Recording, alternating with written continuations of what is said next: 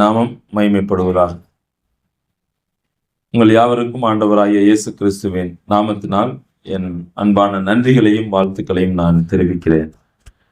ராமநாதபுரம் சிவகங்கை மாவட்ட இந்த ஜெப ஐக்கிய கூடுகையிலும் தேவனுடைய வார்த்தையை உங்களுக்கு பகிர்ந்து கொடுப்பதற்கு ஆண்டவர் கொடுத்த சந்தர்ப்பத்திற்காக அவருக்கு நான் நன்றி செலுத்துகிறேன். அதோடு கூட ராமநாதபுரம் சபையினுடைய ஊழியர் அண்ணன் ஜோசப் அவர்களுக்கும் எனக்கு கொடுத்த வாய்ப்பிற்காக என் அன்பான நன்றிகளை நான் தெரிவித்துக் கொள்கிறேன். இன்றைக்கு நாம் அநேகர் ஊழியர்கள் மூப்பர்கள் விசுவாசிகளாக இருக்கிறபடினாலே உங்களோடு என்ன பேச வேண்டும் என்று தீர்மானித்த போது பொருந்தியிருக்கிறது என்ன நிருபம் எனக்கு ஞாபகத்திற்கு வந்தது. அதில் நான் கற்றுக்கொண்ட சத்தியங்களை உங்களோடு நான் பகிர்ந்து கொள்ள விரும்புகின்றேன். 2 கொரிந்தியர் 4ஆம் அதிகாரத்தை எல்லோரும் நீங்கள் எடுத்துக்கொள்ளலாம். 2 கொரிந்தியர் 4வது அதிகாரம். சரி, இந்த 4வது அதிகாரத்திலிருந்து இன்றைக்கு நாம் சிந்திக்க போகிறோம். இந்த 4ஆம் அதிகாரத்தில் கிட்டத்தட்ட 18 வசனங்கள் உண்டு. இந்த வசனங்களினுடைய அந்த குறிப்புகளை நான் சொல்லி சுருக்கமாக நான் சொல்லிவிடுகிறேன். உங்களுக்கு நேரம் இருந்தால் நீங்கள் வீடுகளில் சென்று இந்த வசனங்களை நீங்கள் படித்து இன்னும் ஆழமாக இதனுடைய சத்தியங்களை நீங்கள் அறிந்து கொள்ளலாம். சரி, இந்த 4ஆம் அதிகாரம் 2 கொரிந்தியர் 4ஆம் அதிகாரத்துல பவுலினுடைய ஊழியம் எவ்வாறு உண்மையானது என்பதற்கான ஆதாரங்களை இந்த 4ஆம் அதிகாரத்தில் சொல்லுகிறார். So Paul gives the evidences that proves his ministry is sincere. பவுலினுடைய ஊழியம் உண்மையானது என்பதை அவர் இது தேவன் எனக்கு கொடுத்த ஊழியம் உண்மையானது என்பதை 6 காரியங்களின் மூலமாக இந்த 4ஆம் அதிகாரத்தில் அவர் விளக்கி காண்பிக்கிறார். அந்த 6 காரியங்கள் என்னென்ன என்பதைத்தான் இன்றைக்கு நாம் சிந்திக்க இருக்கின்றோம். சரி, அதற்கு முன்பதாக இந்த நிருபத்தை குறித்ததான சில முன்னுரைகளை நான் சொல்ல விரும்புகின்றேன். ரைட், இப்ப இந்த நிருபத்தை பவுல் ஏன் எழுதினார் அப்படின்றத நம்ம பார்க்கலாம். எல்லாரும் கவனிக்கிறீங்களா?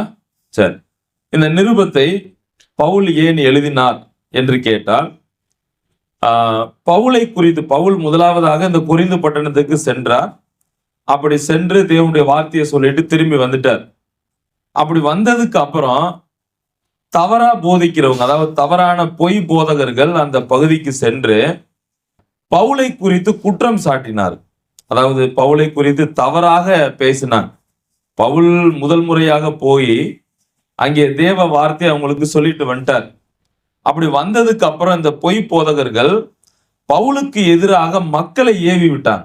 அதாவது மக்களை தூண்டி விட்டாங்க. அப்படி மக்களை தூண்டி விட்டு ஏவி விட்டு பவுல் உறுதியற்றவர், அவர் மாய்மாலம் பண்றார், மாய்மாலக்காரர், அவர் உண்மையான ஊழியர் இல்ல, அவர் உண்மையான அப்போஸ்தலனும் அல்ல, தேவனால் அவர் அழைக்கப்படாதவர், அவர் ஏதோ லாபத்துக்காக ஊழியம் செய்கிறார், அவர் மக்களுடைய பணத்தை சுரண்டுகிறார், அப்படியெல்லாம் பல தவறான விஷயங்களை மக்கள்கிட்ட போய் பவுலை பத்தி சொல்லிட்டாங்க. சரி, இப்ப இந்த காரியம் பார்த்தீங்கன்னா அது அன்றைய சூழ்நிலை மட்டும் இல்லை, இன்றைக்கும் கூட இது நடந்து கொண்டிருக்கிறத நீங்க பார்க்கலாம். அதாவது ஒருவருக்கு விரோதமாக அவரை எந்த அளவிற்கு தவறாக எடுத்து காண்பிக்க முடியுமோ அந்த அளவிற்கு சில வேளைகள்ல மக்கள்கிட்ட போய் சொல்லக்கூடியவர்களும் உண்டு. இப்ப பவுலுக்கு இதே சூழ்நிலை தான் நடந்தது. பவுல் உண்மையிலேயே தேவனால் அழைக்கப்பட்ட அப்போஸ்தலன், உண்மையான ஊழியன், அவர் கொடுத்த ஊழியத்தை உண்மையாக நிறைவேற்றினார். ஆனால் இப்படி செய்து கொண்டிருந்த பவுலை இந்த கொரிந்து பட்டணத்தில் வாழ்ந்த விசுவாசிகளுக்கு முன்பாக அவரை குறித்து தவறான முறையில் அவதூறு சொல்லி அவருக்கு எதிராக மக்களை பேச வைத்தார். சரி, இந்த ஒரு சூழ்நிலையை பவுல் கேள்விப்படும் போது அவர் மிகவும் வேதனைப்படுகிறார். வேதனைப்பட்டு தீத்துவை அனுப்புகிறார். தீத்து போய் என்ன செய்யறாரு அப்படின்னா, பவுல் யார், அவருடைய ஊழியம் எப்படிப்பட்டது என்பதை சொல்றார். அப்ப இந்த கடிதத்தை அவர் எழுதுவதற்கான நோக்கம் என்னன்னா, தீத்துவை அனுப்பிவிடும் போது அவர் என்ன நிலவரம் அப்படின்னு பார்த்துட்டு பவுல்கிட்ட திரும்பி வர்றார். அப்படி திரும்பி பவுல் சொல்றாரு, அநேகர் உங்களை பற்றி நான் சொன்னேன், அவங்க சில பேர் மனம் திரும்பினாங்க, தான் சொன்னதுக்கு சாரி கேட்டுக்கிட்டாங்க அப்படின்னு சொல்றார். அப்ப பவுலுக்கு ஒரே சந்தோஷமாயிருது. சரி பரவாயில்ல, தேவனுடைய வார்த்தை அவங்களுக்கு புரியுது அப்படின்னு சொல்லி மனம் திரும்பியவர்களுக்கு நன்றி சொல்லவும், இன்னும் மனம் திரும்பாமல் இருக்கிறவர்களுக்கு தான் யார், தன்னுடைய ஊழியம் எப்படிப்பட்டது, தான் ஊழியம் செய்கின்ற தேவன் எப்படிப்பட்டவர் என்பதை விளக்கி இந்த நிருபத்தை எழுதுகிறார். ஸோ அந்த விதத்தில் தான் இந்த 2 கொரிந்தியர் 4ஆம் அதிகாரத்தை அவர் எழுதுகிறார். சரியா? ரைட், கவனிங்க. இப்ப இந்த 13 அதிகாரங்களை நம்ம 3 விதமா பிரிக்கலாம். முதலாவது பார்த்தீங்க அப்படின்னா, பவுல் தன் ஊழியத்தை குறித்து முதல் 3 அதிகாரங்களில் விளக்கி காண்பிக்கிறார். So Paul's explanation of his ministry, அவருடைய ஊழியம் என்ன, அவர் எவ்வாறு ஊழியம் செய்தார் என்பதை விளக்கி காண்பிக்கிறார். அடுத்ததாக, அதாவது 1 5 அதிகாரங்கள், 6 9 அதிகாரங்கள்ல சபைக்கான ஒரு உற்சாகமூட்டல் அல்லது சபையை எவ்வாறு ஆண்டவருக்குள்ளாக வளர்க்க வேண்டும், வளருவது என்பதான ஒரு உற்சாகத்தை அவர் கொடுக்கிறார். 6 9 அதிகாரங்கள். அடுத்து 10 13 அதிகாரங்கள்ல அவருடைய அப்போஸ்தலர் அப்படின்ற அந்த ஒரு காரியத்தை அவர் நிரூபிக்கிறதை நான் பார்க்கிறோம். சரி, அப்போஸ்தலர் அப்படின்னா தேவனால் அனுப்பப்படுதல் அப்படின்னு அர்த்தம். அப்ப தேவனால் அனுப்பப்பட்ட இந்த அப்போஸ்தலனாகிய பவுல் தான் எவ்வாறு அவரால் அழைக்கப்பட்டேன் என்பதை நிரூபித்து இந்த அதிகாரத்தில் எழுதுகிறார். அப்ப 3 விஷயங்கள், பவுலும் அவருடைய ஊழியமும், அது 1 5 அதிகாரங்கள், 6 9 அதிகாரங்களை சபையை உற்சாகப்படுத்துகிறார். 10 13 அதிகாரங்களில் தான் உண்மையிலேயே தேவனால் அழைக்கப்பட்ட அப்போஸ்தலன் என்பதை நிரூபிக்கிறார். இதுதான் இந்த புத்தகத்தில் இருக்கிறது. 4ஆம் அதிகாரத்துக்கு வருவோம். சரியா? இந்த 4ஆம் அதிகாரத்துல நான் சொன்னேன், Paul gives the evidences that proves his ministry is sincere. பவுலினுடைய ஊழியம் உண்மையானது என்பதை 6 காரியங்களில் அவர் நிரூபிக்கிறார். அவருடைய ஊழியம் எப்படிப்பட்டது, அது உண்மையானது என்பதை 6 விஷயங்களை சொல்றார். முதலாவது வசனம் 1 யாராவது வாசிக்கலாம்? வாசிப்போம். 2 கொரிந்தியர் 4:1. இப்படிப்பட்ட ஊழியத்தை உடையவர்களாகிய நாங்கள் இரக்கம் பெற்று இருப்பதால் சோர்ந்து போகிறதில்லை. சரி, மறுபடியும் கூட நான் என்ன பேச போறேன், என்ன சொன்னேன் அப்படின்றத நான் சொல்றேன். எல்லாரும் நீங்க கவனிக்கிறீங்கன்னு நினைக்கிறேன். நம்ம எந்த அதிகாரத்துல இருந்து படிச்சுக்கிட்டு இருக்கோம்? 2 கொரிந்தியர் 4. இந்த 2 கொரிந்தியர் 4ஆம் அதிகாரம் என்ன சொல்லுது அப்படின்னா, பவுலினுடைய ஊழியம் உண்மையானது என்பதை நிரூபிப்பதற்கான 6 காரணங்களை சொல்றார். 6 வார்த்தைகள், 6 காரியங்களை சொல்றார். அதுல முதல் காரியம் என்னன்னா வசனம் 1 இருக்கு. என்ன? His determination. ஹிஸ் டிட்டர்மினேஷன் அப்படின்னா அவரது தீர்மானம் அப்படின்னு அர்த்தம். அதற்கு நிறைய வார்த்தைகள் தமிழ்ல இருக்கு. அதாவது சின்சியர் அப்படின்னு சொல்லும் போது நேர்மை, அப்புறம் உண்மையுள்ள, நாணயமான அப்படின்னு சொல்லுவோம். அப்ப பவுலினுடைய ஊழியம் நாணயமானது, உண்மையானது, நேர்மையானது என்பதற்கு முதல் ஆதாரம் என்னன்னா, அவர் எடுத்த தீர்மானமே அவருடைய ஊழியம் உண்மையானது அப்படின்னு சொல்றார். என்ன தீர்மானம் எடுக்கிறார்? வசனம் 1 நாம் வாசித்தோம். இப்படிப்பட்ட ஊழியத்தை உடையவர்களாகிய நாங்கள் இரக்கம் பெற்றிருப்பதால் சோர்ந்து போகிறதில்லை அப்படின்னு சொல்றார். அப்ப பவுலினுடைய வாழ்க்கையில அவர் பட்ட பாடுகள், பிரயாசங்களை அவர் ஒரு பொருட்டாக அவர் பார்க்கல. அதாவது அவருடைய வாழ்க்கையில பல பிரச்சனைகள் வந்தது, பல பாடுகளை அவர் சகித்தார், பல பிரயாசங்களை அவர் எடுத்துக்கொண்டார். நீங்க 1 தெசலோனிக்கேயர் 2ஆம் அதிகாரம் 9வது வசனத்தில் நீங்க பாத்தீங்க அப்படின்னா, அவர் வருத்தம் அடைகிறதை, பலவிதமான நிலைகளில் கஷ்டப்படுகிறதை நாம் அங்கே பார்க்கிறோம். சரி, இங்கே பவுலினுடைய தீர்மானம் என்ன என்று கேட்டால், சுவிசேஷத்தையும் அந்த சுவிசேஷத்தை கொடுத்த இயேசு கிறிஸ்துவையும் அறிவிப்பதே பவுல் எடுத்த தீர்மானம். அப்போஸ்தலர் 17ஆம் அதிகாரம் 3வது வசனத்தை யாராவது வாசியுங்கள். அப்போஸ்தலர் 17:3 வாசிங்க.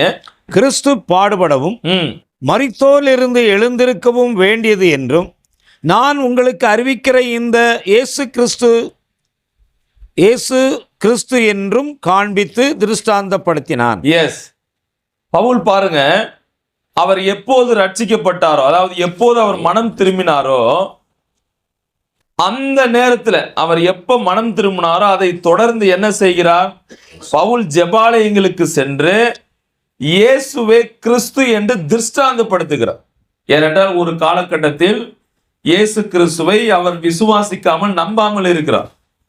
அப்ப இயேசு கிறிஸ்துவின் பிள்ளைகளை, சபையை அவர் துன்பப்படுத்துகிறார். ஆனால் இப்போது என்ன நடக்கிறது? இயேசு கிறிஸ்துவை சந்திக்கிறார், அவர் மனம் திரும்புகிறார். அப்படி அவர் மனம் திரும்பும் போது அவர் எடுக்கிற தீர்மானம் என்ன என்று கேட்டால், அவர் எங்கெல்லாம் செல்லுகிறாரோ, எங்கெல்லாம் போறாரோ, அங்கெல்லாம் நான் கிறிஸ்துவை நான் அறிவிப்பேன், இயேசுவே கிறிஸ்து என்று நான் திருஷ்டாந்தப்படுத்துவேன். இதுதான் பவுலினுடைய தீர்மானம். இந்த 4ஆம் அதிகாரம் 1வது வசனத்திலும் கூட என்ன தீர்மானம் எடுக்கிறார்? இப்படிப்பட்ட ஊழியத்தை உடையவர்களாகிய நாங்கள் சோர்ந்து போகிறதில்லை அப்படின்னு சொல்றார். அப்ப எப்படிப்பட்ட ஊழியத்தை பெற்றார்? சுவிசேஷத்தை பிரசங்கிக்கக்கூடிய ஊழியத்தை அவர் பெற்றுக்கொண்டார். அப்ப இந்த ஊழியத்தில் பவுல் சோர்வடையவில்லை, இந்த ஊழியத்தில் பவுல் சோர்ந்து போகவில்லை. அதைத்தான் சொல்றார். அப்ப அப்போஸ்தலர் 17:3 படி பவுலுடைய தீர்மானம் என்ன? சுவிசேஷத்தையும் அதற்கு உரிமையாளருமான இயேசுவை நான் பிரசங்கம் பண்ணுவேன் என்ற தீர்மானத்தை எடுத்து. Is Paul's ministry sincere? பவுலுடைய ஊழியம் நேர்மையானதா, உண்மையானதா? அதற்கான பதில் ஆம். எப்படி? ஏனென்றால் அவருடைய வாழ்வில் எடுத்த தீர்மானமே அவர் செய்த ஊழியம் உண்மையானது என்பதை காண்பிக்கிறது. என்ன தீர்மானம் எடுத்தார்? நான் இயேசுவை பிரசங்கிப்பேன், நான் சுவிசேஷத்தை பிரசங்கிப்பேன் என்ற தீர்மானத்தை அவர் எடுக்கிறார். கலாத்தியர் 1ஆம் அதிகாரம் 8வது வசனத்தில் பவுல் 7 வேதனைப்படுறார். வேறொரு சுவிசேஷம் இல்லையே, there is no other gospel.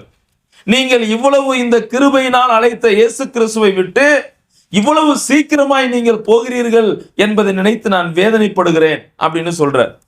அப்புறம் கலாத்தியர் 1:10 பாருங்க, நான் கர்த்தரை பிரியப்படுத்துகிறேன். எப்படி? இந்த சுவிசேஷத்தினாலே அப்படின்னு சொல்றார். கலாத்தியர் 1ஆம் அதிகாரம் 11வது வசனத்தில் என்ன சொல்லுகிறார்? இந்த சுவிசேஷத்தை நான் மனுஷனிடத்தில் அல்ல, மாறாக கர்த்தரிடத்தில் நான் பெற்றுக்கொண்டேன். அப்ப இந்த ஊழியமும் நான் மனிதனிடமிருந்து பெறவில்லை, இந்த சுவிசேஷ ஊழியத்தை நான் கர்த்தரிடத்திலிருந்து பெற்றுக்கொண்டேன் என்று பவுல் சொல்லுகிறார். ரோமர் 1:15 அதில் என்ன வாசிக்கிறோம்? என்னால் இயன்ற மட்டும், how much I can, என்னால் இயன்ற மட்டும் நான் சுவிசேஷத்தை அறிவிப்பேன், நான் சுவிசேஷத்தை பிரசங்கிக்க விரும்புகிறேன் அப்படின்னு பவுல் சொல்றார். ரோமர் 1:16 அங்கே என்ன சொல்லுகிறார்? கிறிஸ்துவின் சுவிசேஷத்தை குறித்து நான் என்ன செய்யப்படேன்? நான் வெட்கப்படேன். அப்ப பவுல் எவ்வளவு அருமையான தீர்மானம் எடுத்திருக்கிறார். அப்ப பவுல் எடுத்த தீர்மானமே அவருடைய ஊழியம் உண்மையான ஊழியம் என்பதை காண்பிக்கிறது. ஏனென்றால் அவர் சொல்லுகிறார், என்னுடைய வாழ்வில் நாங்கள் பெற்ற இந்த ஊழியத்தை நாங்கள் பெற்றதால் நாங்கள் சோர்ந்து போகிறதில்லை. அப்ப எவ்வளவு பாடுகள், பிரச்சனைகள், சூழ்நிலைகள் எனக்கு எதிராக வந்தாலும் தேவன் கொடுத்த இந்த ஊழியத்தில் நான் உறுதியோடு இருப்பேன் என்ற தீர்மானத்தை எடுத்து. அப்ப அவர் கொடுத்த ஊழியம் என்ன? சுவிசேஷத்தையும் அந்த சுவிசேஷத்தை கொடுத்த இயேசு கிறிஸ்துவையும் அறிவிப்பதே அவர் எடுத்த தீர்மானமாக இருக்கிறது என்று நாம் வாசிக்கிறோம். அப்ப இந்த சுவிசேஷத்தை அப்போஸ்தலனாகிய பவுல் பிரசங்கிக்க கூடியவராக அவர் இருக்கிறதை நாம் பார்க்கிறோம். சரி, அடுத்து இந்த 1வது வசனத்தில் அவர் இன்னொரு விஷயத்தை கூட அவர் குறிப்பிடுகிறார். என்ன குறிப்பிடுகிறார்? இப்படிப்பட்ட ஊழியத்தை உடையவர்களாகிய நாங்கள். இங்கே உக்கிரானத்துவத்தை பற்றியும் பேசுகிறார். 1வது வசனத்தில் உக்கிரானத்துவம், அதை ஆங்கிலத்தில் ஸ்டூவர்ட்ஷிப் அப்படின்னு சொல்லுவோம். உக்கிரானத்துவம் அதை 1 கொரிந்தியர் 4ஆம் அதிகாரம் 2வது வசனத்தில் கூட சொல்றார். வாசிங்களேன். வெட்கமான அந்தரங்க காரியங்களை நாங்கள் வெறுத்து தந்திரமாய் நடவாமலும் தேவ வசனத்தை புரட்டாமலும் சத்தியத்தை வெளிப்படுத்துகிறதினாலே தேவனுக்கு முன்பாக எல்லா மனுஷருடைய மனச்சாட்சிக்கும் எங்களை உத்தமர் என்று விளங்க பண்ணுகிறோம். ஓகே, 1 கொரிந்தியர் 4ஆம் அதிகாரத்தில் நீங்க பார்த்தீங்க அப்படின்னா அந்த 1வது வசனம் 1 கொரிந்தியர் 4:1-2 அதை வாசித்தேன். இப்படி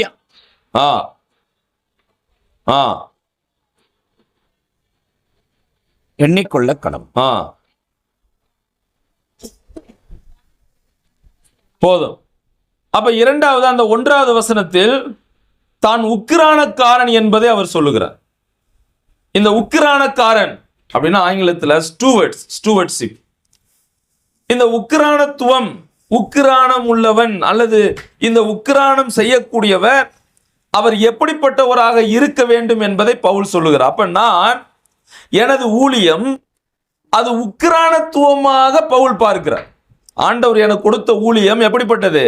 நான் அதற்கு உத்தரவாதி என்று பார்க்கிறார். உக்கிரானத்துவமாக பார்க்கிறார். அந்த உக்கிரானத்துவம் அப்படின்னு சொல்லும்போது அதை ஏற்படுத்தியவர் தேவன் இருக்கிறார். அதை கொடுத்தவர்கள், அதை பெற்றுக்கொண்டவர்கள் அந்த உக்கிரானத்துவத்திற்கு உண்மையுள்ளவர்களா இருக்கணும். அதைத்தான் 1 கொரிந்தியர் 4:1 நான் வாசிக்கிறோம். நாங்கள் அவருக்கு உண்மையுள்ளவர்களாக இருக்க விரும்புகிறோம். அப்ப உண்மையுள்ளவன், அந்த உக்கிரானக்காரன் எப்படி இருக்க வேண்டும்? ஆண்டவருக்கு உண்மையுள்ளவராக இருக்க வேண்டும். யாருக்கு? எஜமானுக்கு. யாருக்கு? சுவிசேஷத்திற்கு. அதைத்தான் பவுல் சொல்லுகிறார். சோ நான் அவருடைய ஊழியத்தில், அவர் கொடுத்த அந்த உக்கிரானத்துவத்தில் நான் உண்மையுள்ளவராக இருக்க விரும்புகிறேன். அது மட்டுமல்ல, அவர் பொறுப்புள்ளவராக இருக்க விரும்பினார். ஒரு உக்கிரானக்காரன் அப்படின்னு சொல்லும்போது தன் பொறுப்பை உணர்ந்து செயல்பட வேண்டும். தனக்கு கொடுக்கப்பட்ட கடமையை அவர் செய்ய வேண்டும். இதே நீங்க 1 தெசலோனிக்கேயர் 2ஆம் அதிகாரம் 1-6 வசனங்கள்ல இதே இந்த உக்கிரானத்துவம், உண்மையுள்ள உக்கிரானக்காரன் எப்படிப்பட்டவராக இருக்க வேண்டும் என்பதை நாம் அங்கே வாசிக்கலாம். 1 தெசலோனிக்கேயர் 2ஆம் அதிகாரம் 1-6 வசனங்களை நீங்க பார்த்தீங்கன்னா, அந்த ஊழியத்தை பெற்றுக்கொண்ட பவுல் அதை எவ்வாறு செய்தார் என்று கேட்டால், the steward is to be faithful. இந்த உக்கிரானத்துவத்தை பெற்ற இந்த உக்கிரானக்காரன் உண்மையுள்ளவர்களாக இருக்க வேண்டும், உண்மையுள்ளவராக இருக்கணும். ரெண்டாவது நம்ம பார்த்தோம் அப்படின்னா, the stewardship have to be faithful to the Lord. அந்த உண்மையுள்ள உக்கிரானக்காரன் என்ன செய்ய வேண்டும்? தேவனுக்கு உண்மையா இருக்கிறது மட்டுமல்ல, எதுல உண்மையாக இருக்க வேண்டும் என்று கேட்டால், must be willing to suffer. அவருக்காக பாடுபடுவதிலும் கூட உண்மையுள்ளவர்களா இருக்கணும். மூன்றாவது அதே பகுதியில் நான் வாசிக்கிறோம், the faithful steward must live to please God. தேவனை பிரியப்படுத்தி வாழ வேண்டும். சரி, அப்ப 1வது வசனத்தை நாம் நிறைவு செய்யலாம். பவுலினுடைய ஊழியம் உண்மையிலேயே உண்மையானது என்பதை எவ்வாறு அவர் சொல்லுகிறார், நிரூபிக்கிறார் அப்படின்னா, அவர் வாழ்வில் எடுத்த தீர்மானம். என்ன தீர்மானம்? 1, நான் சுவிசேஷத்தையும் இயேசுவையும் பிரசங்கிப்பேன் அப்படின்னு சொல்றார். 2வது தீர்மானம், நான் அவருக்கு உண்மையுள்ள உக்கிரானக்காரனாக இருப்பேன். சரி, இது உண்மையிலேயே பவுலினுடைய ஊழியம் உண்மையானது என்பதற்கு இது ஒரு சான்று. இன்றைக்கு ஆண்டவர் உங்களையும் என்னையும் பல இடங்களில் அவருடைய ஊழியத்தை செய்வதற்காக வைத்திருக்கிறார். அப்ப இன்றைக்கு இயேசு கிறிஸ்துவோடு பவுலையும் நாம் முன்வைத்து பார்ப்பது மிக அவசியம். இப்ப பவுல் உண்மையிலேயே ஆண்டவர் எனக்கு கொடுத்த ஊழியம் உண்மையானது என்பதை அவர் செய்ததைத்தான் நாம் இங்கே வாசித்தோம். இன்றைக்கு நீங்களும் நானும் ஊழியர்களாக, மூப்பர்களாக, விசுவாசிகளாக நாம் கூடியிருக்கிறோம். அவருடைய ஊழியங்களை பல இடங்களில் நாம் நிறைவேற்றுகிறோம் என்று சொன்னால், நமது தீர்மானம் எப்படிப்பட்ட தீர்மானமாக இருக்கிறது? நாம் எடுக்கக்கூடிய தீர்மானம் எப்படிப்பட்டதாக இருக்க வேண்டும்? அதைத்தான் பவுல் சொல்றார். என்னால் இயன்ற மட்டும் நான் சுவிசேஷத்தை அறிவிப்பேன், இதுவே என் தீர்மானம். ஆக என் வாழ்க்கையில எவ்வளவு பிரச்சனைகள் வந்தாலும் நான் சோர்ந்து போகிறதில்லை அப்படின்னு சொல்றேன். சரி, 2வது வசனம் 2-4 வசனம், 2 கொரிந்தியர் 4ஆம் அதிகாரத்துக்கு வந்துருவோம். 2 கொரிந்தியர் 4ஆம் அதிகாரத்துல 2-4 வசனங்கள் யாராவது வாசிக்கலாம்? வெட்கமான அந்தரங்க காரியங்களை நாங்கள் வெறுத்து தந்திரமாய் நடவாமலும் தேவ வசனத்தை புரட்டாமலும் சத்தியத்தை வெளிப்படுத்துகிறதினாலே தேவனுக்கு முன்பாக எல்லா மனுஷருடைய மனசாட்சிக்கும் எங்களை உத்தமர் என்று விளங்க பண்ணுகிறோம். எங்கள் சுவிசேஷம் மறைபொருளாயிருந்தால் கெட்டுப்போகிறவர்களுக்கே அது மறைபொருளாயிருக்கும். தேவனுடைய சாயலாயிருக்கிற கிறிஸ்துவின் மகிமையான சுவிசேஷத்தின் ஒளி அவிசுவாசிகளாகிய அவர்களுக்கு பிரகாசமாயிராதபடிக்கு இப்பிரபஞ்சத்தின் தேவனானவன் அவர்களுடைய மனதை குருடாக்கினான். பவுலினுடைய ஊழியம் உண்மையானது. His ministry is sincere. அது எவ்வாறு?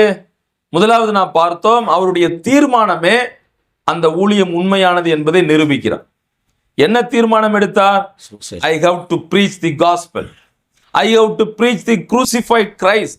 I have to be faithful. நான் உண்மையுள்ளவராக, சுவிசேஷத்தை சொல்லக்கூடியவராக இருப்பேன் என்ற தீர்மானம். 2வது தீர்மானம் ஹானஸ்ட். சரியா? ஹானஸ்ட் அப்படின்னா தமிழ்ல 4 வார்த்தைகள் நான் டிக்ஷனரியில் படிச்சு எடுத்திருக்கேன். 1, கபடமின்மை, கள்ளங்கபடம் இல்லாம அப்படி சொல்றோம் இல்லையா, அந்த வார்த்தையை எதுக்கு பயன்படுத்தலாம். ஸோ இஸ் ஹானஸ்டி, வசனம் 2-4, கபடமின்மை.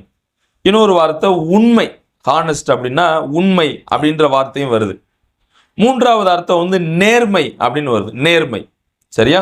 ஸோ கபடமின்மை, உண்மை, நேர்மை. அடுத்து பார்த்தீங்கன்னா பொய்யற்ற அப்படின்ற ஒரு வார்த்தை வருது, பொய் இல்லாம, பொய்யற்ற. இன்னொரு வார்த்தை கூட அதுக்கு அர்த்தம் இருக்கு, ஏமாற்றம் செய்யாமல், ஏமாற்றம் செய்யாத.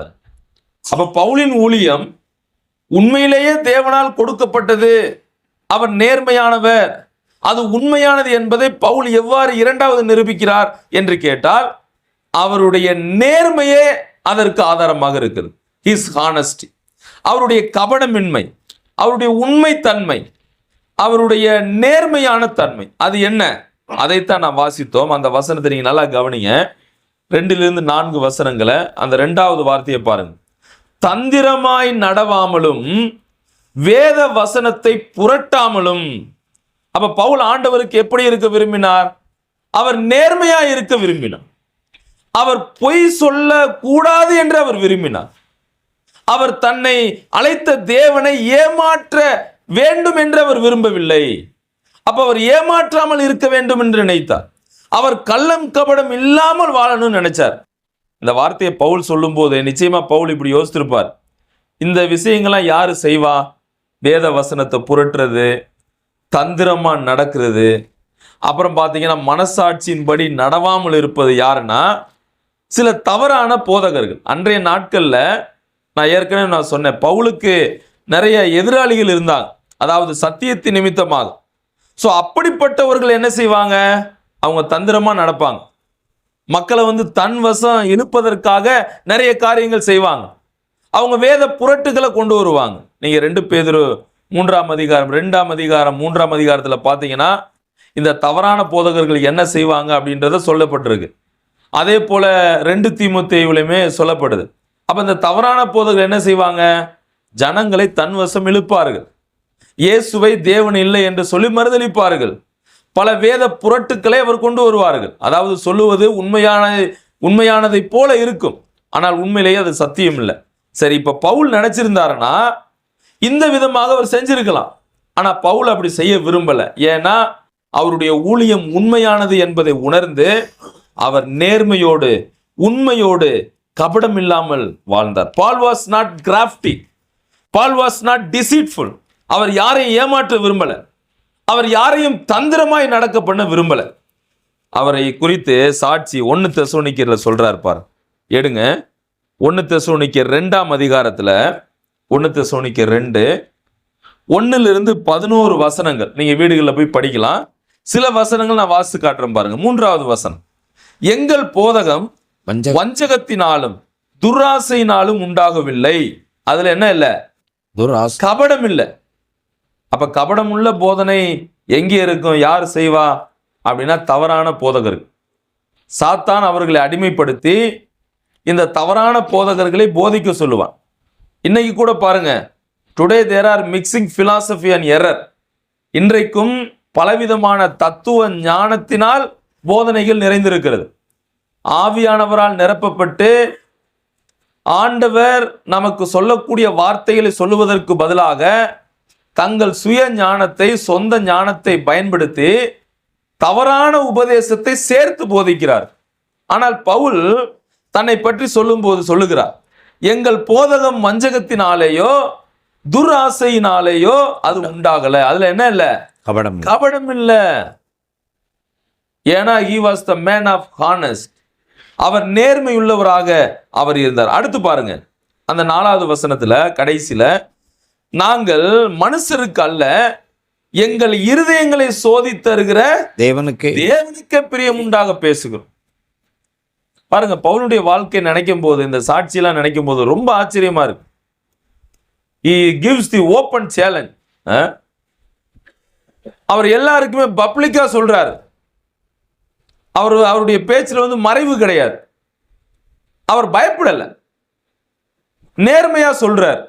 பாருங்க நாங்க எப்படி இருந்தோம். நீங்க இதே 1 தெசலோனிக்கேயர்ல பாத்தீங்கன்னா நாங்கள் எவ்வளவு உண்மையா இருந்தோம் என்பதற்கு நீங்களும் தேவனே சாட்சி அப்படின்னு சொல்றார். ஆம். நீங்களும் சாட்சி அப்படின்னு சொல்றார். அது கீழே உள்ள வரக்கூடிய வசனங்கள். அப்ப he gives an open challenge. அடுத்து பாருங்க, அப்ப நாங்க மனுஷருக்கு பிரியம் உண்டாக அல்ல, எங்களை சோதித்தருகிற இருதயங்களை சோதித்தருகிற தேவனுக்கே பிரியம் உண்டாக பேசுகிறோம். இப்படி யாராவது தைரியமா சொல்ல முடியுமா? ஆனா பவுல் சொல்லி இருக்கிறார். அடுத்து பாருங்க, உங்களுக்கு தெரிந்திருக்கிறபடி நாங்கள் ஒரு காலம் இச்சகமான வசனங்களை சொல்லல, நாங்க பொருளாசை இல்லை, நாங்க பொருளாசைப்படல, மாயம் பண்ணவும் இல்லை. அதுக்கு யார் சாட்சி? தேவனே சாட்சி. அப்ப பவுலினுடைய ஊழியம் உண்மையிலேயே உண்மையானதா என்று கேட்டால் ஆம், உண்மையானது. அதற்கான இரண்டாவது ஆதாரம், பவுல் உண்மையோடு நேர்மையோடு கபடம் இல்லாமல் அவர் ஊழியத்தை செய்தார். அப்படித்தான் அவர் வாழ்ந்தார்.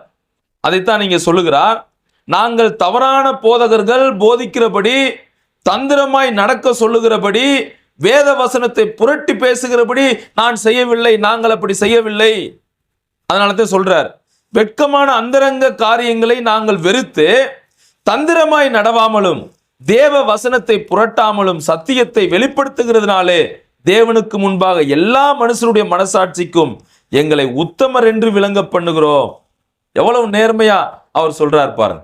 நாங்கள் உத்தமர்கள், ஏன்னா நாங்க கபடம் பண்ணல, நாங்க பொருளாசை பண்ணல, நாங்க மாயம் பண்ணல, நாங்க உபதேசத்தை திரித்து பேசல அப்படின்னு சொல்றார். சரி, அடுத்து நீங்க கீழ் வரக்கூடிய அந்த 3, 4 போன்ற வசனங்கள்ல பாத்தீங்கன்னா, Satan blinds the minds of people. சாத்தான் என்ன செய்கிறான்?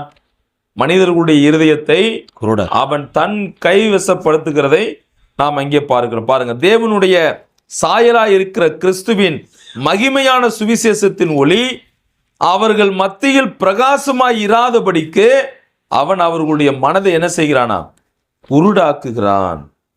அப்ப பாருங்க, இன்றைக்கு நீங்களும் நானும் இந்த இரண்டாவது காரியத்தை கற்றுக்கொண்ட நீங்களும் நானும் என்ன செய்ய வேண்டும்? We also must bring the knowledge of salvation in the light of God's word. தேவ வார்த்தையின் அடிப்படையில், தேவ வெளிச்சத்தின் அடிப்படையில் நாம் என்ன செய்ய வேண்டும்? தேவனுடைய சுவிசேஷத்தை, தேவனுடைய வார்த்தையை, அந்த ரட்சிப்பை நாம் மக்களுக்கு நாம் வெளிப்படுத்த நாம் அவசியம் உள்ளவர்களாக இருக்கு.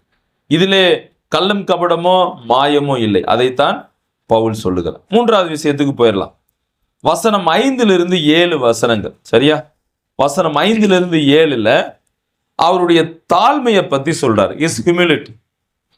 Is Paul's ministry sincere? பவுலுடைய ஊழியம் உண்மையானதா, நேர்மையானதா? அதற்கான பதில் ஆம். எப்படி? அவர் தாழ்மையே அதற்கான காரணம். வசனம் 5 7 பாத்தீங்கன்னா, அவர் எவ்வாறு தன்னை தாழ்மைப்படுத்தினார் என்பதை சொல்லுகிறது. வாசிங்க, வசனம் 5 வாசிங்க. நாங்கள் எங்களையே பிரசங்கியாமல் கிறிஸ்து இயேசுவை கர்த்தர் என்றும் எங்களையோ இயேசுவின் நிமித்தம் உங்கள் ஊழியக்காரர் என்றும் பிரசங்கிக்கிறோம். அப்ப பவுலுடைய தாழ்மையை பாருங்க. அவர் சொல்றாரு, நாங்க எங்களையே பிரசங்கம் பண்ணல. we are not preaching ourselves. எங்களுடைய பெருமைகள், நாங்க யாரு, நாங்க என்ன செஞ்சோம் அப்படி நான் சொல்ல விரும்பல அப்படின்னு பவுல் சொல்றார். நாங்கள் எங்களை குறித்து நாங்கள் பிரசங்கியாமல் கிறிஸ்து இயேசுவை கர்த்தர் என்றும் எங்களையோ இயேசு நிமித்தம் உங்கள் ஊழியக்காரர் என்றும் பிரசங்கிக்கிறோம். என்ன ஒரு தாழ்மை பவுலுடைய வாழ்வில் இருந்தது. வசனம் 7வது வசனம் பாருங்க. 7வது வசனம் படிங்க. இந்த மகத்துவம் உள்ள வல்லமை எங்களால் உண்டாயிராமல் தேவனால் உண்டாயிருக்கும்படி, இந்த மகத்துவம், இந்த வல்லமை எங்களுக்கு இருக்கின்றதான இந்த ஊழியங்கள் அது எங்களால் ஏற்படுத்தப்படவில்லை, மாறாக தேவனால் உண்டாயிருக்கிறது என்று விளங்கும்படி இந்த பொக்கிஷத்தை மண்பாண்டங்களில் பெற்றிருக்கிறோம். என்ன ஒரு தாழ்மை! பவுலினுடைய ஊழியம் தேவனால் பவுலுக்கு கொடுக்கப்பட்ட ஊழியம் உண்மையானது என்பதை அவரது தாழ்மையிலிருந்தே நாம் புரிந்து கொள்ளலாம். அதுதான் மூன்றாவது ஆதாரமாக பவுல் சொல்லுகிறார். அப்ப பவுலினுடைய வாழ்வில் அவர் தாழ்மையோடு இருக்கிறதை நான் பார்க்கிறேன். பவுல் நினைத்திருந்தால் தன்னை குறித்து அதிகமா பேசி இருக்கலாம். இங்க நம்ம இருக்கிற எல்லாரை விட எல்லோரை விட அவர் பெரியவராக இருக்கிறான்னு கூட நம்ம எடுத்துக்கலாம். ஏன்? அவர் கிட்டத்தட்ட பாத்தீங்கன்னா நிறைய திருச்சபைகளுக்கு அடித்தளம் போட்டிருக்கிறார். நிறைய திருச்சபைகளுக்கு சென்று பிரசங்கம் பண்ணி இருக்கிறார். நிறைய திருச்சபைகளை நிறுவி இருக்கிறார். அவருடைய வாழ்வில் அவ்வளவு ஊழியங்கள் தேவனுக்கென்று அவர் பயன்பட்டவர். இப்ப அவர் ஒருவேளை இந்த காலத்தில் இருந்தாருன்னா பவுல தெரியாத ஆளே இருந்திருக்க மாட்டாங்கன்னு கூட சொல்லலாம். ஸோ அப்படிப்பட்ட நிலையில் இருக்கிறவர். ஆனால் அவர் என்ன சொல்றாரு? we are not preaching about ourselves. நாங்கள் எங்களை குறித்து பிரசங்கம் பண்ண விரும்பல. ஒருவேளை பவுல் அப்படி நினைச்சிருந்தாருன்னா அவர் ரொம்ப ஃபேமஸ் ஆயிருக்கலாம். அவர் பணத்துக்காக தன் பிரசங்கத்தை அவர் பயன்படுத்தி இருக்கலாம். ஆனால் பவுல் அப்படி விரும்பல. என்ன? நாங்கள் எங்களை பிரசங்கியாமல் நாங்கள் கிறிஸ்துவை பிரசங்கிக்கிறோம் அப்படின்னு சொல்ற. அடுத்து ஒரு வார்த்தை இங்க பயன்படுத்துறா, ஐ ஆம் ஜஸ்ட் எ வெசல். நான் யாரு? மண்டம், சாதாரண ஒரு மண்பான். இதே 1 தீமோத்தேயு 2ஆம் அதிகாரத்துல விசுவாசிகளாக இருக்கக்கூடிய நாம் யார் அப்படின்றத 1 by 1 சொல்றார். அதுல சொல்லி வரும்போது யாரோடு ஒப்பிடுகிறார்? ஒன்று மல்யுத்த வீரரோடு ஒப்பிடுவார். அப்புறம் பார்த்தீங்கன்னா வி ஆர் தி சோல்ஜர், நாம் படை வீரர்கள் அப்படின்னு ஒப்பிடுறார். அப்புறம் ஃபார்மர், விவசாயிக்கு ஒப்பிடுறார்.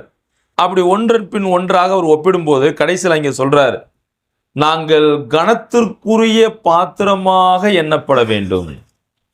ஸோ ஒரு வீட்டில் 2 வகையான பாத்திரங்கள் உண்டு. ஒன்று கனவீனம் உள்ளது, இன்னொன்று கனத்திற்குள்ளது. இப்போ பவுல் சொல்றாரு, நான் கனவீனம் இல்லாத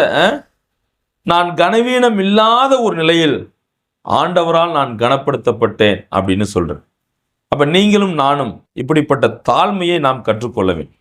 Let us also learn to be humble. நீங்களும் நானும் தாழ்மைப்பட வேண்டும்.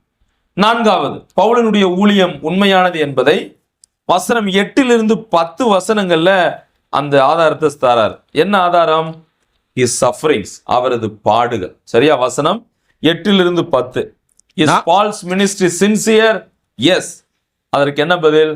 Because of his suffering. அவருடைய பாடுகளே அவருடைய ஊழியம் உண்மையானது என்பதை காண்பிக்கும். இப்ப உண்மையிலேயே அவர் கொடுத்த ஊழியம் உண்மையானது இல்லை அப்படின்னா பவுல் பாடுபட்டிருப்பாரா? யோசிங்க. இப்ப நம்ம ஒரு காரியத்தை உண்மையா இருந்தால் மட்டுமே அதுல என்ன விளைவு வந்தாலும் பரவாயில்ல, நம்ம பார்த்துக்கிறோன்னு நம்ம செய்வோம். இப்ப பவுல் பாருங்க, பவுல் தன் வாழ்வில் பல பாடுகளை பட்டிருக்கிறார், பல உபத்திரவங்களை அவர் பட்டிருக்கிறார். அப்ப இந்த பாடுகள், இந்த உபத்திரவங்கள் எதற்காக? எல்லாம் ஆண்டவருக்காக, அவர் கொடுத்த ஊழியத்திற்காக. வசனம் 8 to 10 வாசிப்போம். நாங்கள் எப்பக்கத்திலும் நெருக்கப்பட்டும் ஒடுங்கி போகிறதில்லை. நாங்கள் எப்பக்கத்திலும் நெருக்கப்பட்டும் ஒடுங்கி போகிறதில்லை. கலக்கம் அடைந்தும் மனம் முறிவடைகிறதில்லை. ஓகே, நீங்க வசனம் 10வது வசனத்தை மட்டும் படிச்சிருவோம். 10வது வசனம். கர்த்தராகிய இயேசுனுடைய ஜீவனும் எங்கள் சரீரத்திலே விளங்கும்படிக்கு இயேசுவின் மரணத்தை எப்பொழுதும் எங்கள் சரீரத்தில் சுமந்து தெரியும். எஸ், அவருடைய பாடுகளை குறித்து இங்கே சொல்லுகிறார். ஒருவேளை இந்த ஊழியம் பொய்யானதாக இருக்குமானால், அல்லது தான் அப்போஸ்தலன், உண்மையான அப்போஸ்தலன் இல்லாமல் இருப்பாரானால் அவர் ஏன் இவ்வளவு பாடுகள் பட வேண்டும்? அப்ப அவருடைய பாடுகளே அவருடைய ஊழியம் உண்மையானது என்பதை அது நிரூபிக்கிறது. பவுலினுடைய பாடுகளை பற்றி பல இடங்களில் நான் வாசிக்கிறோம். அந்த வசனத்தை நம்ம கொஞ்சம் வாசித்திடலாம். 2 தீமோத்தேயு 1ஆம் அதிகாரம் 12வது வசனத்தை பாருங்க.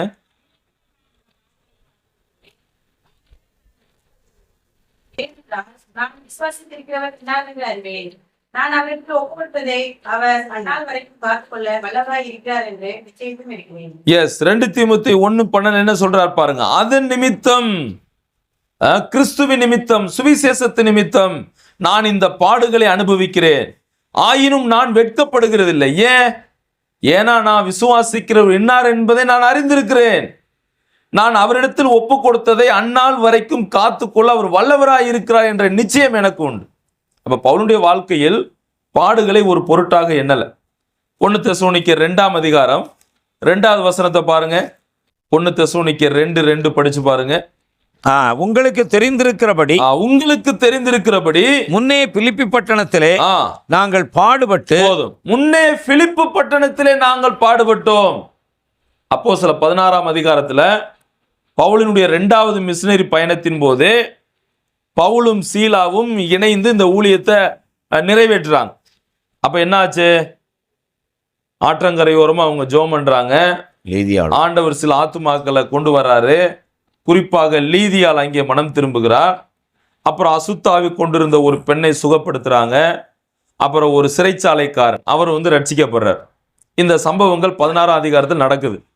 இந்த 2வது சம்பவம் நடக்கும்போது என்ன, அசுத்தாவி கொண்டிருந்த ஒரு பெண்ணை சுகம் செய்ததற்காக ரோம் அதிகாரிகள் அவர்களுக்கு எதிராக அவங்களை பிடிச்சு சிறைச்சாலையில போட்டு அடிக்கிறாங்க.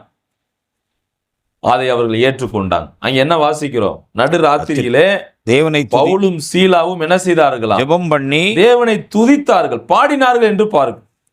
அப்ப பவுலின் வாழ்வில் ஆண்டவர் கொடுத்த ஊழியம் உண்மையானது என்பதை அறிந்ததால் அவர் அந்த பாடுகளை அவர் ஒரு பெரிய விஷயமாக அவர் எண்ணல.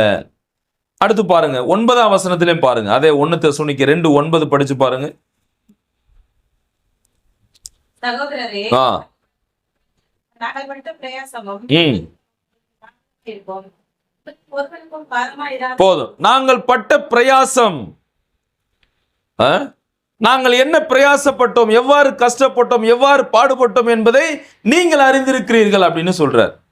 மறுபடியும் 1 தெசலோனிக்கேயர் 3ஆம் அதிகாரம் 2-4 வசனங்கள் பாருங்க. அங்க என்ன சொல்றாரு, இந்த உபத்திரவங்களினாலே ஒருவனும் அசைக்கப்படாதபடிக்கு உங்களை திடப்படுத்தவும் உங்கள் விசுவாசத்தை பற்றி உங்களுக்கு புத்தி சொல்லவும் நம்முடைய சகோதரனும் தேவ ஊழியக்காரனும் கிறிஸ்துவின் சுவிசேஷத்தில் எங்கள் உடன் வேலையாளுமாகிய தீமோத்தேயுவை அனுப்பினோம்.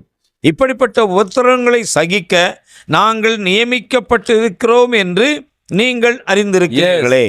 பாடுகள் எங்களுக்கு நியமிக்கப்பட்டிருக்கிறது அப்படின்னு சொல்றார். பாடுகள் என்ன செய்யப்பட்டிருக்கு, நியமிக்கப்பட்டிருக்கிறது. இந்த 2 கொரிந்தியருக்கே வாங்க.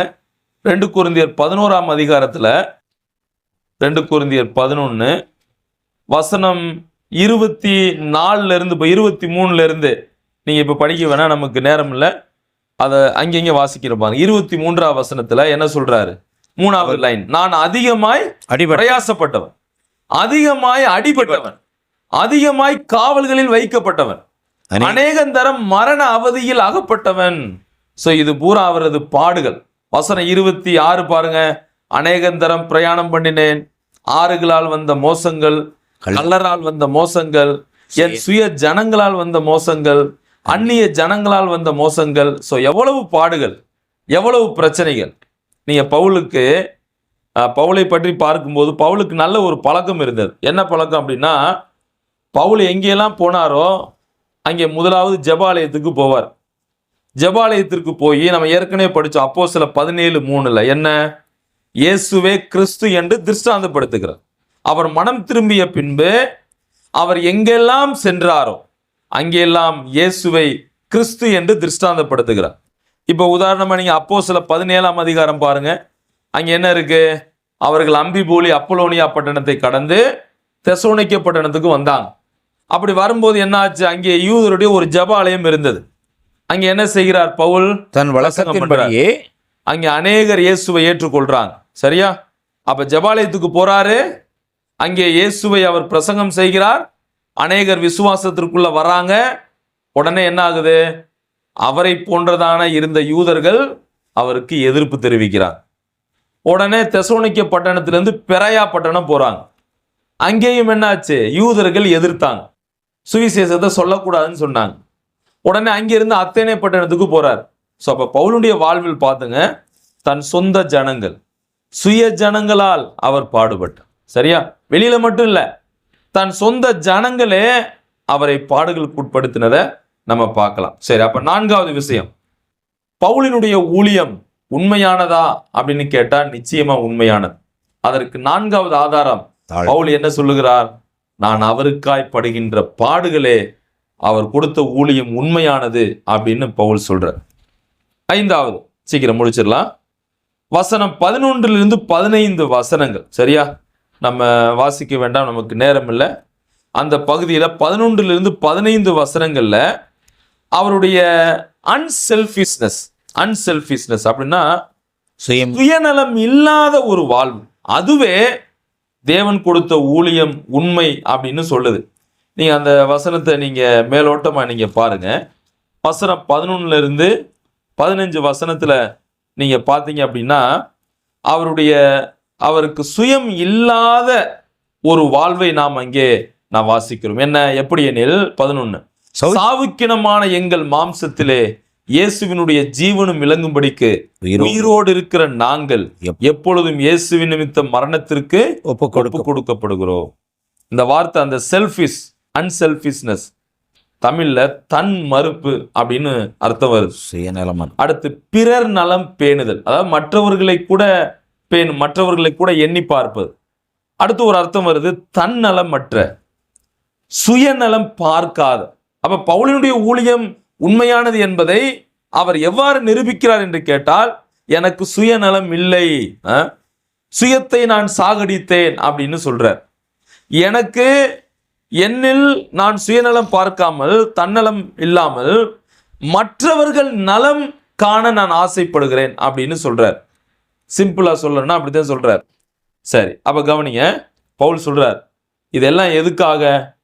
It is all for your sake, இது உங்களுக்காக அப்படின்னு சொல்றார். அந்த வசனம் பாருங்க 11, நாங்கள் எப்பொழுதும், அதாவது ஜீவனும் விளங்கும்படிக்கு உயிரோடு இருக்கிற நாங்கள் எப்பொழுதும் இயேசுவின் நிமித்த மரணத்திற்கு ஒப்பு கொடுக்கப்படுகிறோம். இப்படி மரணமானது எங்களிடத்திலும் ஜீவனானது உங்களிடத்திலும் பலன் செய்கிறது. விசுவாசித்தேன் ஆகையால் பேசினேன் என்று எழுதியிருக்கிறபடி நாங்களும் அந்த விசுவாசத்தின் ஆவியை உடையவர்களாக இருந்து விசுவாசிக்கிறபடியால் நாங்கள் அதை பேசுகிறோம். சோ அப்ப பவுல் சொல்றார், this is all for your sake. Pavul எந்த ஒரு இடத்திற்கும் போக தயாராக இருந்தார். ஏனென்றால் அவரிடத்தில் சுயநலம் இல்லை. ஆண்டவர் என்ன வேலையை கொடுத்தாரோ அவர் செய்ய விரும்பினார். எங்கே தேவன் போக சொன்னாரோ அங்கே பவுல் சென்றார். ஏனென்றால் அவரிடம் சுயநலம் இல்லை. So Paul was willing to endure anything for God. தேவனுக்காக எதையும் சகிப்பதற்கு அவர் ஆயத்தமாக இருந்தார். ஏனென்றால் அவரிடத்தில் சுயம் இல்லை. நீங்க கலாத்தியர் 6ஆம் அதிகாரம் 17 பவுல் என்ன சொல்றாரு வாசிங்க. கலாத்தியர் 6:17 என்ன சொல்றாரு பாருங்க. இனிமேல் ஒருவனும் எனக்கு வருத்தம் உண்டாக்காதிருப்பானாக, கர்த்தராகிய இயேசுனுடைய அச்ச அடையாளங்களை நான் என் சரீரத்திலே தரித்துக் கொண்டிருக்கிறேன். இயேசுவினுடைய அச்ச அடையாளங்களை நான் என்ன செஞ்சிருக்கிறேன்? என் சரீரத்தில், நான் என் சரீரத்திலே தரித்திருக்கிறேன். ரொம்ப இன்ட்ரெஸ்டிங்கா சொல்றார். அன்றைய நாட்கள்ல பாத்தீங்கன்னா இந்த ஹெர்குலிஸ் அப்படின்ற ஒரு கோவில் ஒன்று உண்டு. இந்த ஹெர்குலிஸ்ல என்ன செய்வாங்க அப்படின்னா, யாராவது அந்த ஒரு அடிமை வந்து தவறு செஞ்சிட்டாரு அப்படின்னா இந்த ஹெர்குலிஸ் கோவிலில் போய் தஞ்சம் புகுந்துருவார். அப்போ அங்கே போகும்போது அவங்களுக்கு ஒரு முத்திரை அடையாளமா நெத்தியில போடுவாங்க.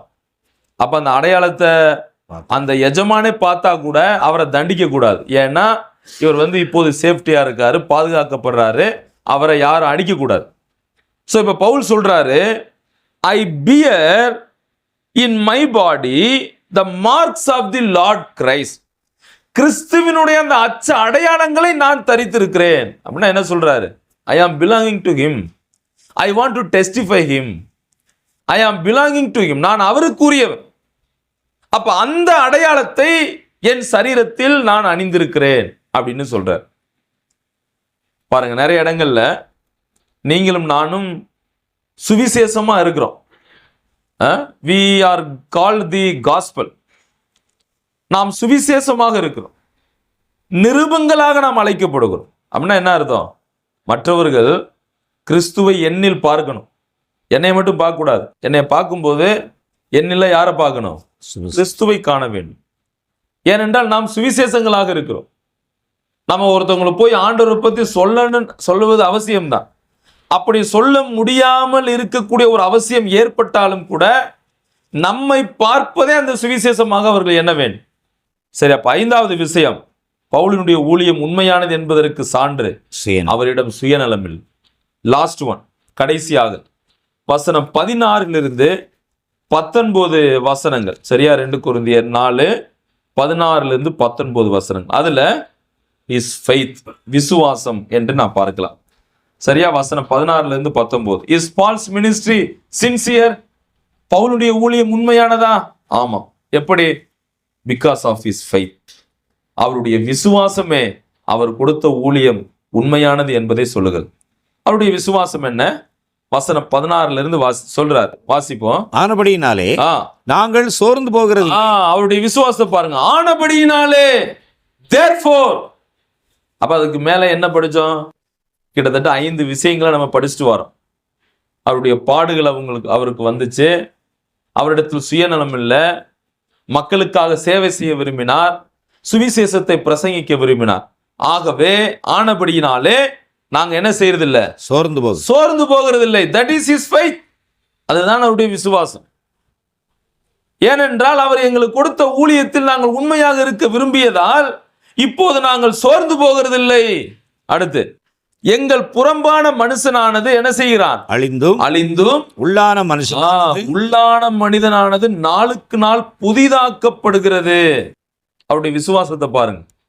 எங்களுடைய புறம்பான மனிதன் அழிக்கப்படுகிறான், உள்ளான மனிதன் பலப்படுத்தப்படுகிறான். இந்த புறம்பான மனுஷன் பொதுவாக மாம்சத்திற்கு ஒப்பிடப்படுகிறது, மாம்சத்திற்குரிய காரியங்கள். உள்ளான மனுஷன் ஆவிக்குரிய காரியங்களுக்கு ஒப்பிடப்படுகிறது. 1 கொரிந்தியர் 3ஆம் அதிகாரத்தில் இதை சொல்றார். 3 வித மனுஷர்களை பவுல் சொல்லுகிறார். யாரு? 1 மாம்சத்திற்குரியவர், 1 ஆவிக்குரியவர் முதலாவது, 2வது மாம்சத்திற்குரியவர், 3வது யாரு? குழந்தை. சொல்லுங்க பாப்பா. 1 ஆவிக்குரியவர்கள், 2வது மாம்சத்திற்குரியவர்கள், 3வது கிறிஸ்துவுக்குள் குழந்தைகள். என்ன? ஓகே, எடுங்க. 1 கொரிந்தியர் எடுத்துருங்க. 1 கொரிந்தியர். மேலும் நான் உங்களை ஆவிக்குரியவர்கள் என்று எண்ணி உங்களுடனே பேசக்கூடாமல் மாம்சத்திற்குரியவர்கள் என்றும் கிறிஸ்துவுக்குள் குழந்தைகள் என்றும் எண்ணி பேச வேண்டியதாயிற்று. ஓகே, அது 1 கொரிந்தியர் 3ஆம் அதிகாரத்துல 1-2 போன்ற வசனங்கள் வாசிக்கிறோம். இன்னொன்னு பாருங்க, 14வது வசனம், 2:14 பாருங்க. அதுக்கு மேல ஜென்ம சுபாவம் அதைத்தான் யாரும் சொல்லல. ஏன்னா அந்த சுபாவம் எப்போதுமே நமக்குள்ள இருக்கிறதுனால அது மறக்கடிக்க பண்ணிடுச்சுன்னு நினைக்கிறேன்.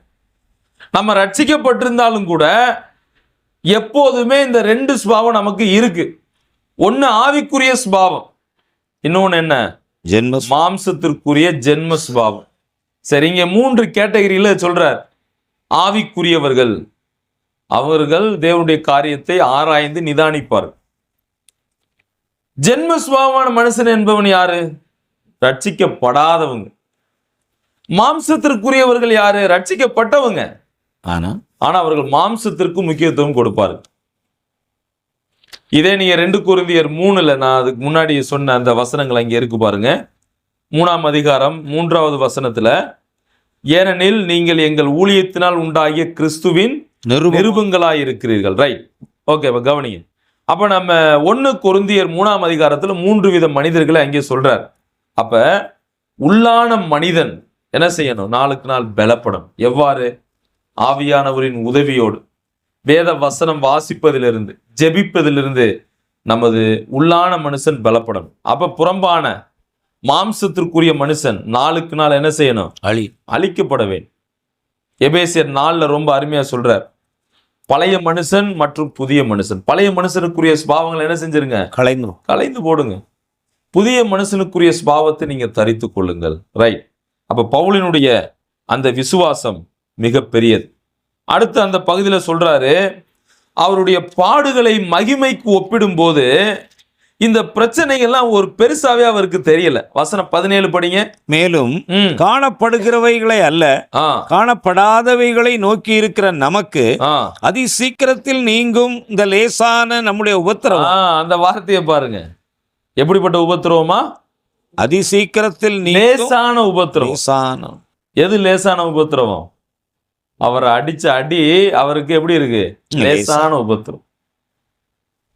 நமக்கு ஒரு சின்ன காயம் பட்டா கூட பயங்கரமா ஐயோ அப்படி என்னால முடியல அப்படின்னு சொல்லுவோம். ஆனா இவர் இவ்வளவு பாடுகள் பட்டும் என்ன சொல்றாரு? லேசான உபத்திரவம் அப்படின்னு சொல்றாரு. அப்ப அவருடைய பாடுகளை மகிமைக்கு ஒப்பிடும் போது இது ஒரு பெருசா பார்க்கல. ஏன்னா நாம் மகிமை அடைய போகிறோம் எதிர்காலத்தில். அப்ப இந்த பாடுகள், பலவீனங்கள் இதெல்லாம் ஆண்டவர் மாற்ற போகிறார் அப்படின்ற ஒரு விசுவாசம் அவருக்கு இருக்கிறது. we live by faith not by sight. நீங்களும் நானும் எப்போதுமே விசுவாசத்தினால் வாழ வேண்டும் என்று இது நமக்கு போதிக்கிறது. எபிரேயர் 11ஆம் அதிகாரம் 1வது வசனத்தில் அதற்கான பதில் இருக்கிறது. What is faith? விசுவாசம் என்பது என்ன? விசுவாசமானது நம்பப்படுகிறவைகளின் உறுதியும் காணப்படாதவைகளின் நிச்சயமாக இருக்கு. ரோமர் 10:17 வாசிக்கிறோம். This faith comes from God's word. இந்த விசுவாசம் நமக்கு எப்படி வருது அப்படின்னா தேவனுடைய வார்த்தையினாலே வருது. அப்ப நீங்களும் நானும் விசுவாசத்தோடு வாழ கற்றுக்கொள்வோம். ஸோ அப்போ நாம் 6 விஷயங்களை நாம் பார்த்தோம். சரியா? அது என்னென்ன அப்படின்றத நான் ரிப்பீட் பண்ணி என்னுடைய செய்தியை நான் நிறைவு செய்ய விரும்புகிறேன். So the evidences that proves is ministry is sincere. பவுலினுடைய ஊழியம் உண்மையிலேயே உண்மையானது என்பதை பவுல் 6 காரியங்களில் நிரூபிக்கிறார். எவ்வாறு நிரூபிக்கிறார்? 1, அவருடைய தீர்மானம். அவருடைய தீர்மானம் என்ன அப்படின்னு கேட்டா, preaching Christ and the gospel. இயேசு கிறிஸ்துவையும் சுவிசேஷத்தையும் நான் பிரசங்கம் பண்ணுவேன் என்ற தீர்மானம் எடுத்தார். 2வது, I want to be faithful to the Lord. ஒரு உக்ரானத்துவத்தை பெற்றிருக்கிற நான் அவருக்காக நான் உண்மையோடு இருப்பேன், வாழ்வேன் என்ற தீர்மானத்தை பவுல் எடுத்தார். அப்ப அவருடைய ஊழியம் உண்மையானது என்பதற்கு அவர் எடுத்த தீர்மானமே முதல் அடையாளம். 2வது அடையாளம், அவருடைய நேர்மையான வாழ்வு இஸ் ஹானஸ்ட். அவர் தேவனால் கொடுக்கப்பட்ட ஊழியம் உண்மையானது என்பதை அவர் வாழ்ந்த அந்த நேர்மையே அதற்கு உதாரணமாக இருக்கு. என்ன நேர்மை அப்படின்னா, பவுல் யாரை ஏமாற்ற விரும்பல. அவர் மற்றவர்களை ஒரு வசீகரப்படுத்துற மாதிரிலாம் அவர் பேசல. ஏன்னா அவர் சொல்றார், எங்கள் போதனை வஞ்சகத்தினாலோ துர்ஆசையினாலோ போதிக்கப்படல. அதுல கள்ளம் கபடம் இல்லை, அது மனுஷனை பிரியப்படுத்துறது இல்லை, தேவனை எங்கள் இருதயங்களை சோதித்தருகிற தேவனே நாங்கள் பிரியம் உண்டாக பேசுகிறோம். அப்ப அவருடைய நேர்மையான வாழ்வு ஆண்டவர் கொடுத்த ஊழியம் உண்மையானது அப்படின்னு நிரூபிக்கிறார். 3வதாக, அவருடைய ஊழியம் உண்மையானது என்பதை அவர் தாழ்மையின் மூலமாக காண்பிக்கிறார். Is humility. அவருடைய தாழ்மை என்ன? we are not preaching ourselves. நாங்கள் பிரசங்கிக்க விரும்பல. நாங்க எங்களை பற்றி எங்களுடைய அருமை பெருமைகள் நாங்க அப்படி செஞ்சோம் இப்படி செஞ்சோம் அப்படின்றத நான் சொல்ல விரும்பல. மாறாக we want to preach Christ. நாங்கள் கிறிஸ்துவை பிரசங்கிக்க விரும்புகிறோம் அப்படின்னு சொல்றார். அடுத்து என்ன சொல்லுகிறார்? I am just an vessel. நான் ஒரு சாதாரண பாத்திரம், ஆனால் இந்த பாத்திரத்தை தேவனே என்னை பயன்படுத்துகிறார் அப்படின்னு சொல்றார். அதாவது கனவீனமான ஒரு பாத்திரத்தை கனம் உள்ளதை ஆண்டவர் மாத்தினாரு அப்படின்னு சொல்றார். சோ அது அவருடைய தாழ்மையை காண்பிக்கிறது. 4வது, அவரது ஊழியம் உண்மையானது என்பதை எவ்வாறு காண்பிக்கிறார் அப்படின்னா, அவருக்கு வந்த பாடுகள், சஃபரிங்ஸ், அவருடைய பாடுகளே அவர் ஊழியம் உண்மையானது அப்படின்னு சொல்றார். பவுலுடைய வாழ்க்கையில் பல பாடுகள் பட்டார். தன் சொந்த ஜனங்களால், சுய ஜனங்களால் அவர் பாடுகள், அந்த பாடுகளை எவ்வாறு ஏற்றுக்கொண்டார்? மன விருப்பத்தோடு, அவர் சந்தோஷத்தோடு அந்த பாடுகளை அவர் ஏற்றுக்கொள்ளுகிறதை நாம் பார்க்கிறோம். ஓகே, 5வது நாம் சிந்தித்தோம், அவருடைய ஊழியம் உண்மையானது என்பதை எப்படி நிரூபிக்கிறார்? அவருடைய அந்த சுயநலம் இல்லாத ஒரு வாழ்வு, தன் மறுப்பு அல்லது மற்றவர்களை பற்றி எண்ணி பேணுவது. ஸோ அப்படிப்பட்ட நிலையில் என்ன செய்தார் அப்படின்னா பவுல் வாழ்ந்தார். இப்ப பவுலினுடைய சிந்தை தன்னை குறித்தல்ல, இதை மட்டும் நான் சொல்லி நிறைவு செய்கிறேன். பவுலினுடைய சிந்தை தன்னை குறித்தல்ல, மற்றவர்களை குறித்து அவர் சிந்தித்தார். It is all for your sake. இது எல்லாம் உங்களுக்காக. நீங்க பிலிப்பியர் 2ஆம் அதிகாரம் 5வது வசனத்துல என்ன வாசிக்கிறோம்? கிறிஸ்து இயேசுவில் இருந்த சிந்தையே உங்களிலும் இருக்கட்டும். இப்ப இயேசு கிறிஸ்துவுடைய சிந்தை எப்படி? அவர் தன்னை பற்றி நினைக்காமல் பிறரை குறித்து அவர் சிந்தித்தார். அப்படித்தான் பவுல் சொல்லுகிறார். கற்றுக்கொள்ள வேண்டிய இந்த 6 காரியங்கள் மிக அவசியம். நம்பர் 1, டிட்டர்மினேஷன், தீர்மானம். நாம் என்ன தீர்மானம் எடுக்கிறோம்? நம்முடைய வாழ்க்கையில பல தீர்மானங்கள் எடுக்கிறோம். இப்ப பவுல் என்ன தீர்மானம் எடுத்தார்? அவருக்கு எடுத்த தீர்மானம் வெறும் ஒரு குறிப்பிட்ட இலக்கான தீர்மானம். என்ன? ஐ want to preach the crucified Christ. எனக்காக மரித்த உயிர்த்தெழுந்த கிறிஸ்துவை நான் பிரசங்கிப்பேன் அப்படின்னு தீர்மானம் எடுத்தார். இது நல்ல தீர்மானம்.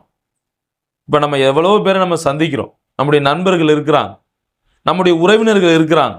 ஸோ நாம் அந்த சுவிசேஷத்தை அவர்களுக்கு சொல்ல வேண்டும் என்கின்ற தீர்மானம், எப்படியாயிலும் நாம் சொல்லணும் அப்படின்ற தீர்மானத்தை எடுக்க நீங்களும் நானும் கடமைப்பட்டிருக்கும். 2வது, உண்மையோடு வாழணும்.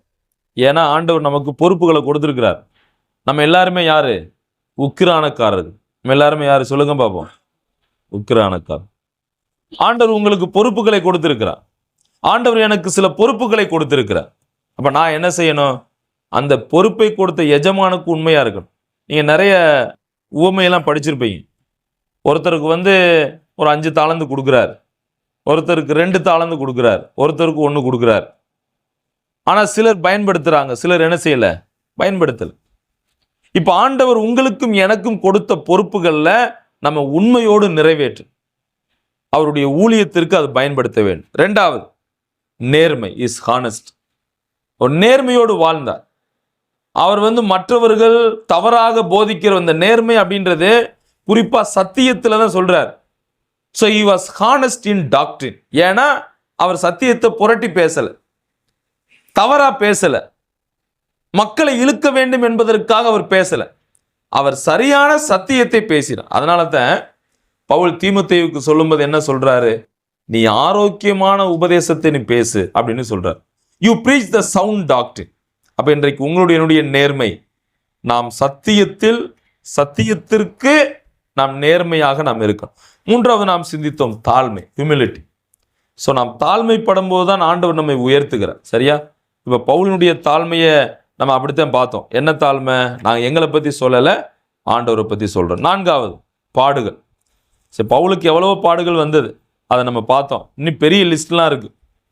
ஆனால் அப்படிப்பட்ட பாடுகள் அது வந்தாலும் அதை ஆண்டவருக்காக அவர் சகித்து கொண்டதை நம்ம பார்க்கணும். இப்போ நம்முடைய வாழ்க்கையில் பார்த்து நிறைய பலவீனங்கள் வருது. இப்போ சில பேர் நீ ஆண்டவருக்குள்ளே போயிட்ட, சர்ச்சுக்கு போயிட்ட, அதே உனக்கு இந்த பிரச்சனை அப்படிலாம் சொல்லுவாங்க. அது ஒரு பொருட்டாலாம் நம்ம என்ன தேவையில்லை. இப்போ நமக்கு எல்லோருக்குமே பலவீனங்கள் இருக்குது. யாருக்காவது எனக்கு எந்த ஒரு பிரச்சனையுமே இல்லை அப்படின்ற கை தூக்குங்க பார்ப்போம். அப்படி யாராவது இருக்கீங்களா? டே தம்பி, பிரச்சனை இருக்காடா உனக்கு?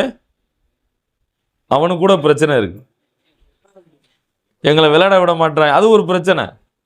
அப்ப பிரச்சனைகள் இல்லாத எந்த ஒரு நபருமே இல்லை, பலவீனங்கள் உண்டு. நம்ம எதிர்பார்க்க நடக்காம இருக்கலாம்.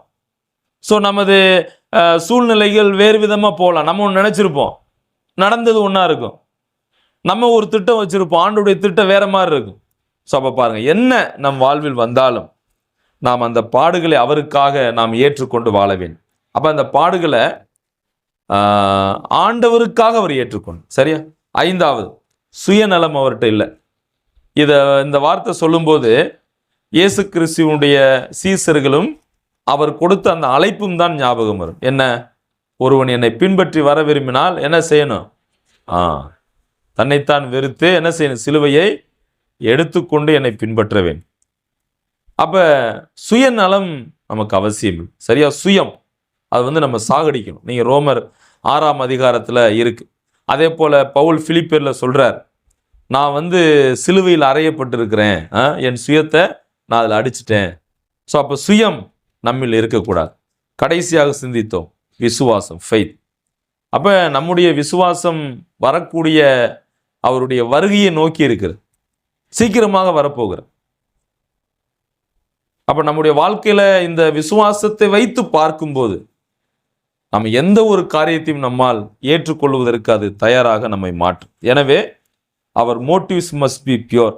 நம்முடைய சிந்தை, நம்முடைய எண்ணங்கள் பரிசுத்தமானதாக இருக்கணும். 2வது, அவர் மெத்தட்ஸ் மஸ்ட் பி ஸ்கிரிப்சரல். நாம் பயன்படுத்துகிற, நாம் செய்யக்கூடிய, சொல்லுகின்ற சத்தியங்கள் அது வேதத்தின்படி இருக்கணும்.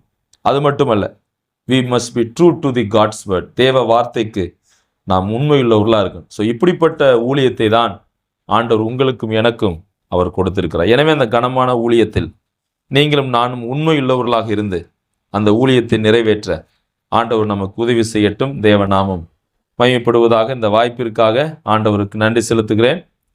குறிப்பாக ராமநாதபுரம் சபையினுடைய ஊழியர் அண்ணன் ஜோசப் அவர்களுக்கும் இந்த வாய்ப்பை கொடுத்த உங்கள் யாவருக்கும் என் அன்பான நன்றிகளை நான் தெரிவிக்கிறேன். தேவ நாமம் மகிமைப்படட்டும். ஆமென்.